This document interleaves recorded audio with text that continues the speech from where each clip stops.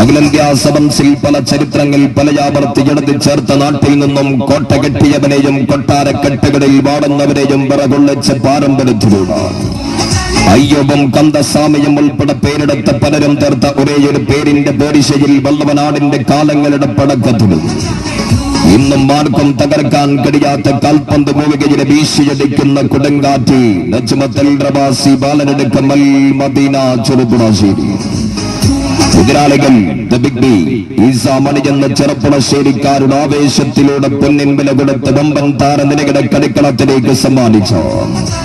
തന്ത്രക്കട്ടകളിൽ അടവും തടവും സൂത്രവാക്യങ്ങളും പാകപ്പെടുത്തിയ മനോമനോൾടെന്ന മാനേജറുടെ കൈപിടിച്ചു വരുന്നു